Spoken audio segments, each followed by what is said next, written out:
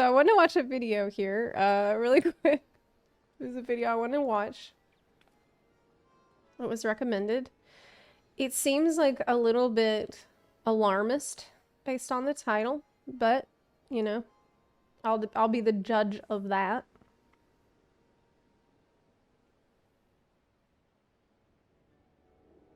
It's journalists say Dawntrail is Final Fantasy XIV's last chance to evolve, which is a spicy title. Let's see if there's any merit to this video. Now, keep in mind that sometimes if someone says some things that you don't agree with, you can often still find some things that you do agree with in what they had to say. I don't like to throw the bun out with the bathwater, you know what I'm saying? All right. Final Fantasy XIV stands at a cross. Journalists say Dawntrail is Final Fantasy XIV's last chance to evolve. Are they based or cringe? Let's find out. Final Fantasy XIV stands at a crossroads that we haven't seen since A Realm Reborn. It's leaving a lot of players with a lot of questions because the future of the game is relatively unclear. Now, I want to give a little bit of background because many of the viewers from my channel don't know my opinions on Final Fantasy XIV, let alone that I'm a player that's been to FanFest and may or may not have some character art of their cat girl, safe for work only, by the way, degenerates. Yeah, right. But to say that I'm invested in the future of the game, safe for work only, by the way, degenerates. Yeah, right. You want us to believe it's only safe for work? Come on, dude. That's even crazier claim than that it's the last chance for Final Fantasy to evolve. I mean, come on. Okay. All right. Come on. Like, who are you kidding? But to say that I'm invested in the future of the game would be an understatement. Wow. I love Final Fantasy XIV. I would say that Terraria is the game that changed the way that I interact with and play games, but Final Fantasy XIV is the game that taught me how to emotionally resonate with a story and enjoy a narrative on a completely different level. Final Fantasy XIV likely influences the way that I write scripts for my videos, how I even portray myself in front of a camera, so I am eternally grateful for that. I remember before Final Fantasy XIV, like, I couldn't hear very well because my ears were really short. But then after I played Final Fantasy XIV for a while, my ears got really big and I can hear and listen way better now than I did before that. But you know, I actually know several people that told me that playing FF14 changed how they see games. Like, there's a couple people, friends of mine, who said, like, before they started playing, like, oh, a video game's never gonna make me cry. I've never gotten emotional from a video game. And then you see them, like, in Shadowbringers and walk just like, barely holding on there, you know. Like, OK Mage is a friend of mine, and I remember talking to her. We had an interview a while back, and she is a really good gamer. Like, she said before, she played games to, you know, to win at it, just like be good at it, and was very progression focused and performance minded. And then playing FF14 introduced her to a totally new way of enjoying games and like getting immersed in a story. And I think that's so beautiful that you can discover this other dimension that games have to offer. That's awesome. But I'm sitting here asking the question that many other players are. After 10 years of success, after a decade-long epic story, what does a post-Endwalker world look like? And can this success continue? Final Fantasy XIV has experienced a remarkable journey since its initial release. The game's original launch back in 2010 was met with significant criticism due to various issues and just not meeting players' expectations. However, under the leadership of Naoki Yoshida, the game underwent a complete overhaul, developing an entirely different MMO while still supporting the older version, culminating in the literal destruction of the original Final Fantasy XIV and the birth of A Realm Reborn in 2013. Yes. This relaunch... He was like, look, y'all want me to fix 1.0? This is way too broken for anyone to fix. So here's my idea, all right? We throw it all away and we burn it in like an apocalyptic fire. Okay, like, I don't know what you got. Like, throw a moon on it or something and just destroy it beyond recognition, and then we'll start over from there. That's my advice. That's what he said. When he looked at 1.0 as a project, he's like, yeah, we are going to have to burn it. Like, I'm out of ideas. Was a critical success. That's why, like, the symbol for the game is literally a meteor. Honestly, it makes sense. He's a black mage. Like, that would be the black mage solution to a problem that you can't fix. Like, just hurl a giant meteor at it and, like, explode it. Breathing new life into the game and laying the foundation for its future growth. Since then, Final Fantasy XIV has seen a rise in popularity, bolstered by the successive expansions like Heavensward, Stormblood, and Shadowbringers. Each expansion brought with it new stories, lands to explore, this trailer and was gameplay so good. improvements, further cementing the game's reputation in the MMO industry. The release of Endwalker in 2021 marked a high point in this journey. It not only received widespread acclaim, but also saw a surge of players and veterans coming from all kinds of different areas and different MMOs. The consistent popularity of Final Fantasy XIV can be attributed to its engaging storytelling, vibrant community, regular content updates, and consistently exceeding player expectations. The game has become a cornerstone in the lives of many players, those invested in the game's story, its characters, and the friends that they've made along the way. For many players, the world of Eorzea is a place where they belong. However, Final Fantasy XIV isn't without its issues, and those issues, coupled with the uncertainty of stepping into a post-Endwalker world, have left many players in a state of cautious anticipation. The community, having been part of this decade-long, richly woven narrative, now faces a future where the direction of the game is a little bit less clear. That's true. While there is excitement about new stories and adventures, the apprehension about how gameplay and content concerns will be addressed ongoing still hangs on in the background.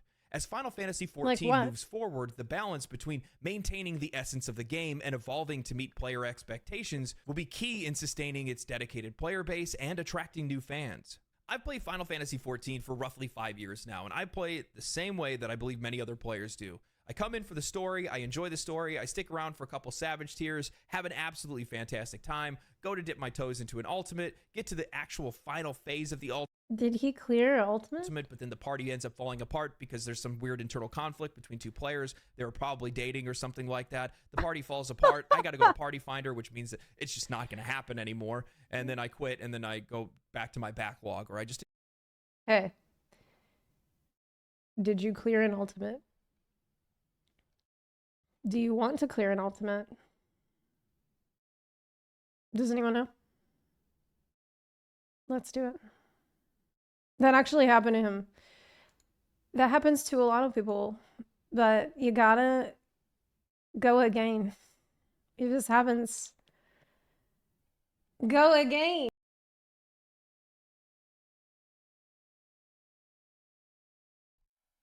Let's do it. Let's do DSR. Don't ask me about top though. He didn't clear. He got to final phase and then Static died. Of top? Ooh. Was it top?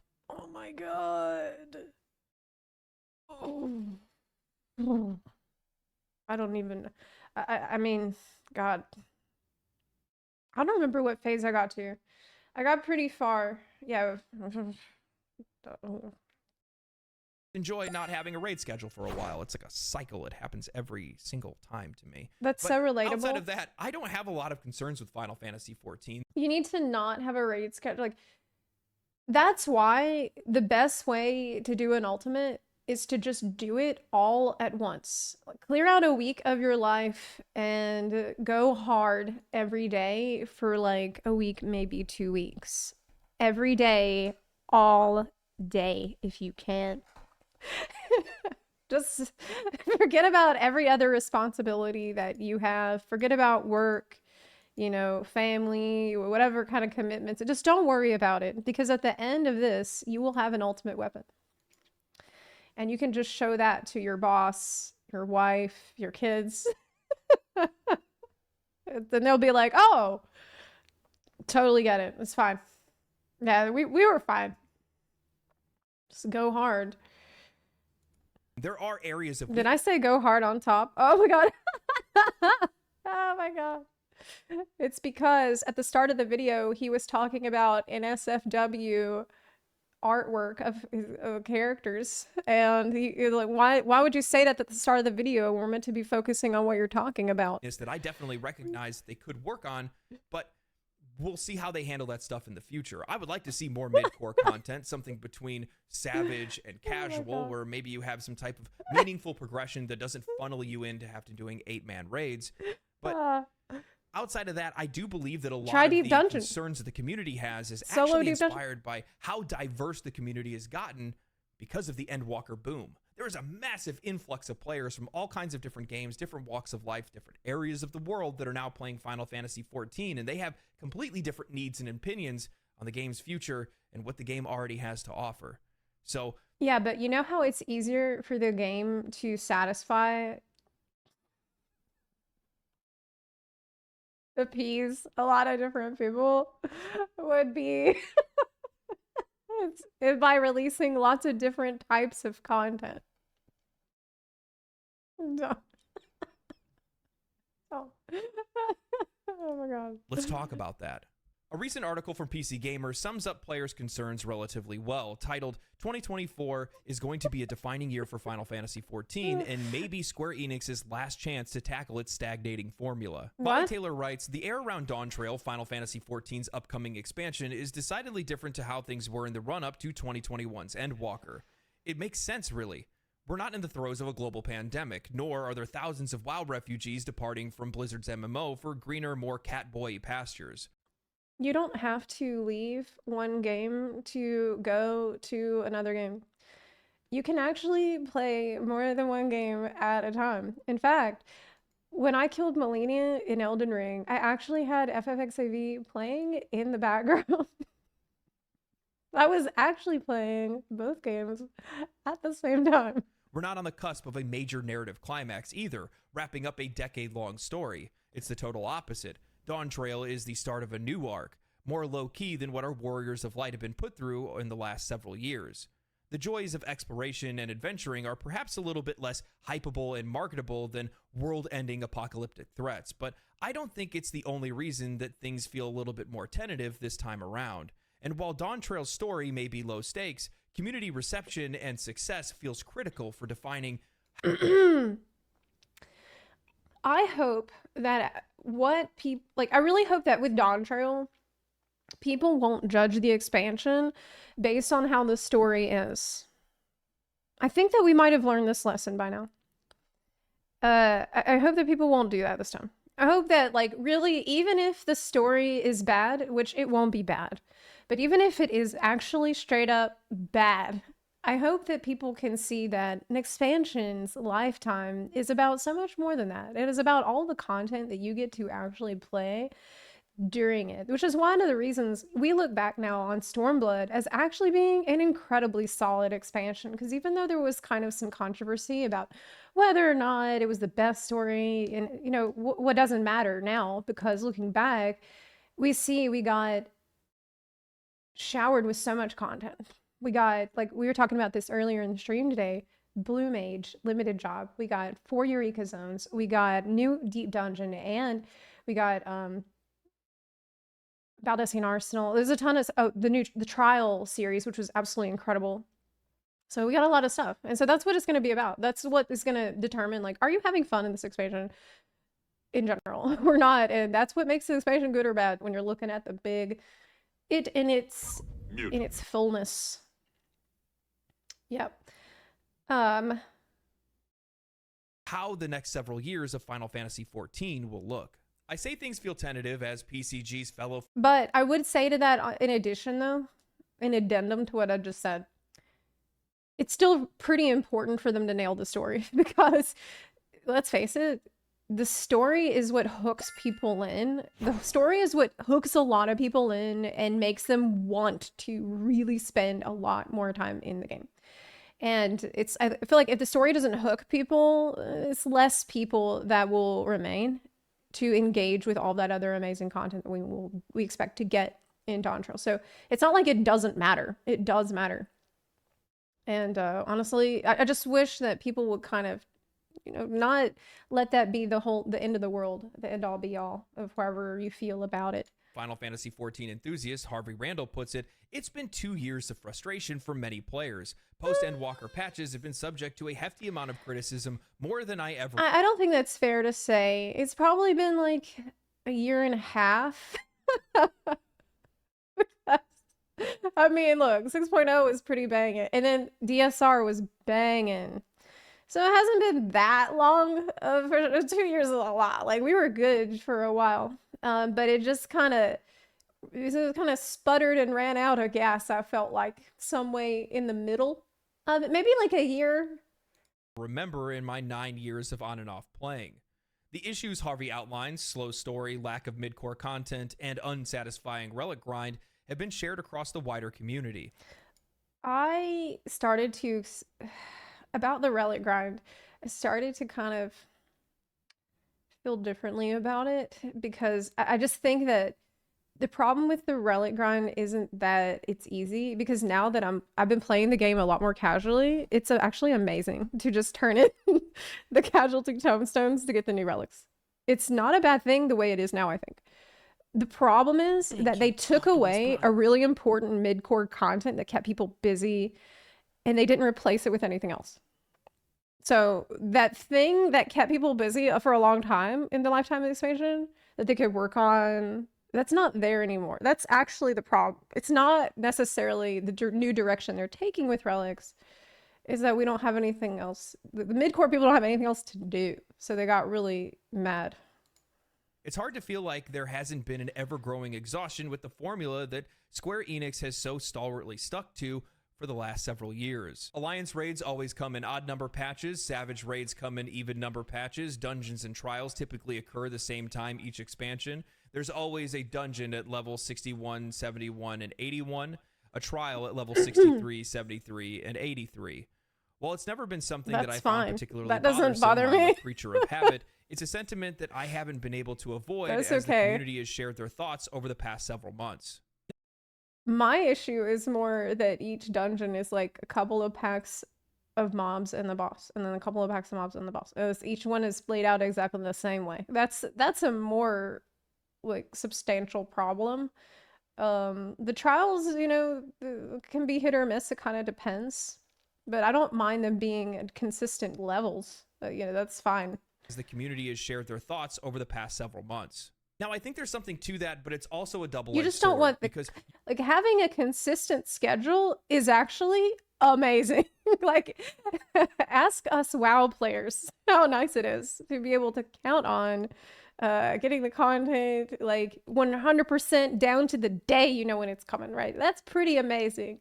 What you don't want is there to be too much formulaic stuff in the content itself. Like in the meat of the content, you want to be surprised. You do want to shake things up and surprise the player. Being on schedule is not bad. You don't want to stray too far from the formula because you risk the dedicated player base not having their Hoyo expectations players, for met. real. Say that you have people, which yeah, there are a lot players. of folks that are just raid loggers. They wait for those even number patches. They come in, they do their raids, and then they take off. But if you... I mean, that is actually an issue, because when was the last raid? A year ago? Wasn't the last raid literally an entire year ago? I think. I'm pretty sure. I think it has been a year since the last Savage raid. Oh my god. That's crazy. I feel like that's too long, personally. But I mean, however they're gonna do it. At this point, because I made this video last night, which, shameless plug, is on early access for my patrons. It's gonna be on the main channel probably later tonight. But yeah, I made this video and I was like, oh, you should make sure check to see if you have comedy tomes, check if you have the new tomestones. And I'm like, new tomestones? Wait, that doesn't sound right. When did these tomestones come out? And I checked a year ago. I'm like, I didn't say it in the video, but I was almost like, yeah, it's the tomestones. We've actually had these same ones for a whole year. I didn't put that in the video. It's like, that's needless salt. We don't need that. Don't do a raid in an even number patch. Well, then what are they going to come back for? Yeah, let me. I was not having their expectations met. Say that you have people, which there are a lot of folks that are just raid loggers. They wait for those even number patches. They come in, they do their raids, and then they take off. But if you don't do a raid and an even number patch, well, then what Optimus are they going Prime. to come back for? And that's where the idea that I brought up earlier of having some type of other sort of meaningful progression for players to have might become a little bit more useful. Because if you do want to shake things up and you want to swap what patches different things come out, or the way that we interact with raids entirely, well, you have to have other passive progression for other players to be able to engage with. Yeah. You have to give more things for us to do More rather to than do. just continue to do the same things over and over and over again. Now, while it would be great to have that, that ends up being a double-edged sword, because if you're doing that, well, then the game doesn't have that predictability that allows people to kind of schedule their life around how they play Final Fantasy XIV. So it's a relatively dangerous place. But this is why the Baja type zone or Eureka type zone was good, because like, what was I doing at the end of Stormblood waiting for Shadowbringers? Farming the new raid, Baldessian Arsenal. And with Shadowbringers, we had Delubrum Regine Savage. We had Dalriada even within Zadnor. We had raids like actually baked into some of these zones. So there was some type of new raiding that you could do if you wanted at the time. To step into, but it's an interesting topic nevertheless. Molly continues with, that's not to say that Square Enix didn't try to shake things up a bit with Endwalker. Variant and Criterion Dungeons were attempts to offer up a new way to play dungeons that had soloable casual difficulty with branching paths, and then a tough as nails version that would require considerable coordination and a full party to tackle. The problem is that the difficulty outweighed the rewards Criterion Dungeons offered, leaving little motivation to continue slamming heads against a wall that wasn't willing to cough up anything good. I mean, let's the say effort. this is all stuff I've There was said the Island already. Sanctuary too, a casual. I have been over all of this already in my video about expansion. I called it. I called all of it. And when I first released that video, people were so mad at me. And they were like, how dare you say these things? And then, you know, waited like 6 months or so. And suddenly I'm hearing everybody say the same. Everybody's like, wait a minute. Sounds like maybe she was right about it the whole time. Yes. So I've actually been over this stuff. And yes, you know what? I had a lot of people say, oh no, your problem is that you called the devs lazy in the video. And I actually thought about that. And I'm like, did I really? I went back and I watched it a couple of weeks ago. And I did not technically say that. What I said was, it seems like laziness. That's what I said. It seems like a lack of attention. That's not exactly the same, is it? Oh, not exactly the same. Yeah, it just sometimes, like, I do not think that the devs are lazy at all. It is obvious that they are busting their asses and they work hard. But I do think that there have been maybe some mismanagement that could have gone on. There's some lack of resource allocation that could have gone on. It's sometimes whenever you feel like you're getting less than you did in past expansions, it can seem like there's just something unusual happening. There's a reason why we had a very popular theory spread around about, oh, maybe Yoshi P, he's just distracted by FF16. This was something that a lot of people said. And I have never really said that I agree with that or not, because I don't know. I don't have that information. Like, that's just speculation. But the fact that so many people said that that should show you that many people did feel like there was this lack of attention to the game. Farming and crafting mode that quickly descended into a set it and forget it spreadsheet simulator. That's not a criticism of the community. I can't blame anyone for it happening.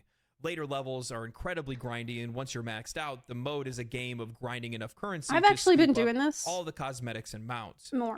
I've been working on this because I really want the alligator mount. So, listen, Island Sanctuary, you know, maybe it's not, you know, maybe it didn't quite hit the mark of what they wanted it to be, but I think that as a type of side content you can go and do now, or you can go and do alongside other new content we'll get in Dawntrail, I think it's gonna be fine. Because I've been doing it more casually, and I've been doing the checking it in the Overseas Casuals Discord, doing you can honestly, yeah, set it and forget it, come back once a week and get your mounts. Like, actually it's working out pretty decent for me right now. It's only gonna suck, I think, if you try to turn it into the main thing that you do, and like if you try to grind it out so much.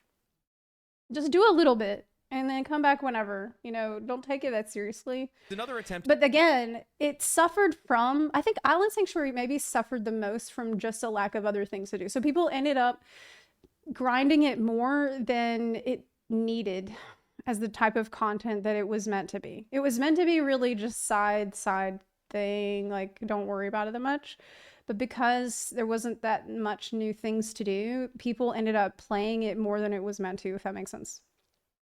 To do something new that just slightly missed the mark, and perhaps arguing in Square Enix's favor to stick to the recipe that serves so well for many expansions, even as a portion of the player base becomes tired of it. The likelihood of Dawntrail tackling any of these larger criticisms is minimal, which makes it so much more vital that whatever it brings to the table absolutely bangs. Part of that will hopefully be its graphical update, an attempt to make the game look slightly less than a decade old. While that won't make things more engaging to play, it'll hopefully make it a lot more interesting to look at. And I think bringing up the areas where Square Enix did try to do something new is really important, because while those systems were fun to engage with initially, they lost some of their popularity as time went on because they just either weren't that rewarding or weren't that fun to engage with. Now, that's not to say that players didn't enjoy those things. There are plenty of players that did. I did enjoy the Criterion Dungeons, but by the time it came for me to try to do the more difficult versions of those, I didn't really care that much because the rewards, well, weren't all that rewarding. And the reason why that those systems are like that is because Square Enix likes to try to take the safe path, which, respect to them, they do it because they want to try to make sure that they include as many players as possible. They don't want to leave people out of something. But at the same time, by doing that and not taking any risks and not trying to do anything really that new, well, you're leaving a lot on the table that really could make the game better overall. This is just an example and an opinion, but if they would have took a route with the variant dungeons or Criterion, which one's the more difficult one? I can't remember. But if they would have took those dungeons, that smaller group content, 4-player, and actually made it a mode of meaningful progression where you actually did get gear that then gave you access to higher tiers of difficulty, that then would actually have cross progression with raiding if you wanted to go do Savage, and maybe some of that equipment would be usable there, just as we already have with crafting. It would give players a different way to go about things rather than just go, I'm getting my bis in crafting and then I go into the Savage raids. Well, instead they could go, well, I could do that, or I could go do this instead. But that's something a lot of people wanted. But I don't see them doing it. There's other ways for them to tackle this content, to give players something else to do. Honestly, one thing that they maybe could have done is what they did with Eureka, which was give us gear that looks really cool that you get from that content that helps you in that content. So like if they're too scared to mess with the general itemization formula, just make something that's like elemental bonus plus 10 and it makes you super strong in that particular content only. But it's still good enough that you can use it in other types of content. And that's what they did with Eureka. I thought that was really effective. Now in Baja, they released Baja gear, but it was kind of crap.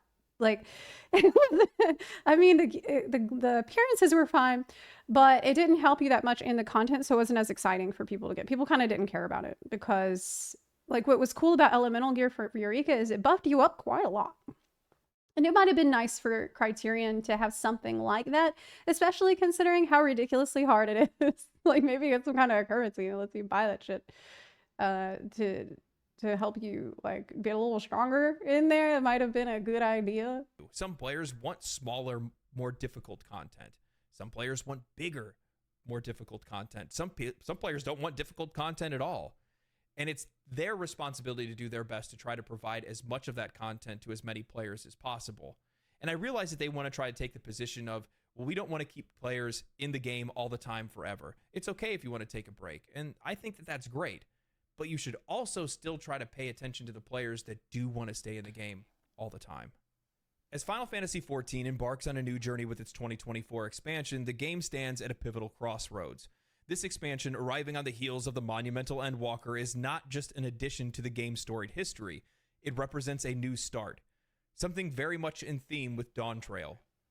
The anticipation surrounding the expansion is mixed with a palpable sense of curiosity and unease for the player base. After a decade-long narrative that's been incredibly engaging and emotionally resonant, the question on everyone's mind is, what's next? Dawntrail carries the weighty task of charting an unexplored course for Final Fantasy XIV. Players are looking forward to more than just new quests and new areas. They seek a continuation of the immersive storytelling that has been the game's hallmark, along with innovations that can reinvigorate their experience. The community's concerns regarding class homogenization, the desire for more mid-core content, and the need to break the more repetitive cycle of updates has come to be something that they want to see addressed. I think that it is going to be different. And I'll tell you why. Because Yoshi P has been saying some, well, now, you know, words are wind, and we don't really know how much that's going to apply into the real game. But Yoshi P has been singing a different tune. He has been incredibly candid and honest about the game in ways that I have honestly never heard him be. When he talked about the fact that, like, he has talked about changing the design philosophy to introduce more stress into the game, and like he has addressed the problem of oversimplifying things, and he has addressed the problem of the game becoming too formulaic. These are things that he has heard and has very specifically pointed out in the past like month. All right, so Yoshi P doesn't play about that kind of stuff. So and another thing about Yoshi P is he doesn't say stuff unless he has something to back it up. Like, he won't ever address a problem unless he is certain he has a solution in mind. Usually he will even wait to address a problem before he knows that he has a solution. So that's just how he normally does things. Now, of course, like I say all the time, the proof is in the pudding way, and we'll see how that actually translates into the game. But I'm on pretty hardcore hopium about it right now because he's been saying all the right things, and I trust him. How the developers respond to these challenges and integrate player feedback into the upcoming expansion is going to be crucial. Moreover, this expansion presents a unique opportunity for the developers to redefine what Final Fantasy XIV means in the current MMO landscape. It's a chance to introduce new gameplay mechanics, expand on existing lore, and explore fresh narrative themes. The potential for evolving class dynamics, introducing unexpected plot twists, and offering new forms of engagement is immense. Such changes could invigorate the existing player base while also attracting new players to the game. While the upcoming graphical update stands to modernize the game significantly, it's definitely something that players have been looking forward to for a while. I do feel as though the player base expects and is looking for something more, something that we wouldn't normally expect. And by the way, none of this is a doomer approach to Final Fantasy XIV's expansion. It's actually quite the opposite. Is this dooming? Because I think Final Fantasy XIV's success brings all of this into context. If it wasn't for the success of the game, they wouldn't be looking at some of the challenges that they have ahead of them. Because of their success, they have created this incredibly diverse and huge group of players that have all kinds of different needs and expectations for the game going on into the future. And it's not just the new players that have come into the game. No, it's much, much more than that, actually. You have to think about it. It's been 10 years of this game going on, more than 10 years now, which has given us the opportunity to play 10 years of other games as well, bringing new expectations and innovations to the industry, to the medium, and to everything else. Is that your dog? And it's Square Enix's responsibility to make sure that they're doing their best to adapt to that and to navigate that and bring that to the players to raise Final Fantasy XIV to an all-new level. And now I have relatively tempered expectations. Sorry about the cat. I have relatively tempered expectations when it comes to game studios. However, I do have a couple of weaknesses. I'm sorry, like, I did not hear what he said. The cat was on the screen at all. Of ADHD. That's not fair. Larian Studios, hey. Creative Business Unit 3. If there was one studio that really I knew could do it, one studio that could definitely take Dawntrail off into the future and make Final Fantasy XIV even more successful than it is right now, it's Naoki Yoshida and the team over there at Square Enix. It is an incredible group that they have that genuinely loves the game, plays the game, and wants their players to be happy. Because of that, I'm not really that worried. Well, I think it's valuable to have these kind of discussions, talk about the things that we want to see in the game in the future. You're not that worried. Talk about the problems that we're having playing the game. Are you not worried? I have full faith that they're going to do just fine. So yeah. Okay. That's all I got for the video. Hope you guys enjoyed it. I don't know if I believe you that you're not worried. Channel, because of the way you said it. Drop a comment. Stick around, join the Discord. We have a podcast every Sunday at 2 p.m. PST, 2:30 p.m. PST. And yeah, that's it. So stay cool, stay righteous, stay safe, my friends. Thank you guys for watching the video, and I will see you. Video was all right.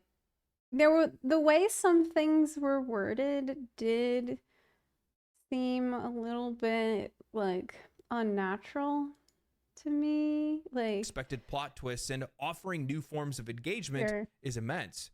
Such changes could invigorate the existing player base like while here. also attracting new players to the game. While the upcoming I graphical don't know, just some of it seemed a little unnatural. You know, it's a very professional video, but you know, I think that this video came out actually a while ago. You said I disagree with this. Yeah, I didn't realize the video actually released in January, and that was a more doomer time for the game. This was a more concerning time. You said I'm not worried at all. He mentioned all the problems I had in the live letter, so it's okay. Yeah, I mean, it was.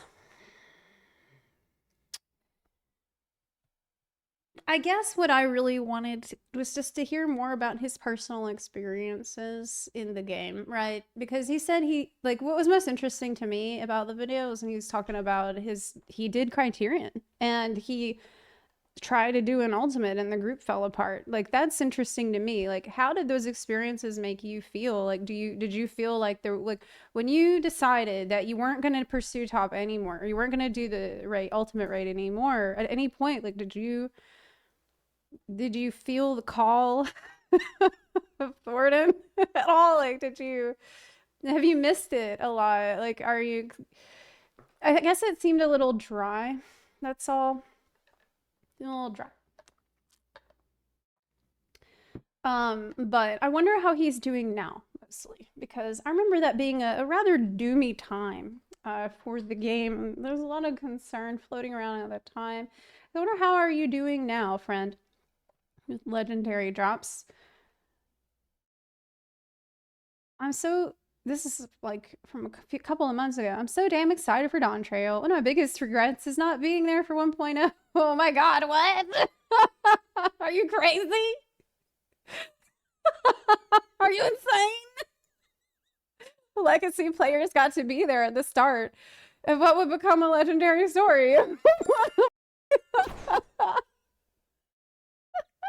Dude, I'm glad I wasn't there for 1.0. It sucked.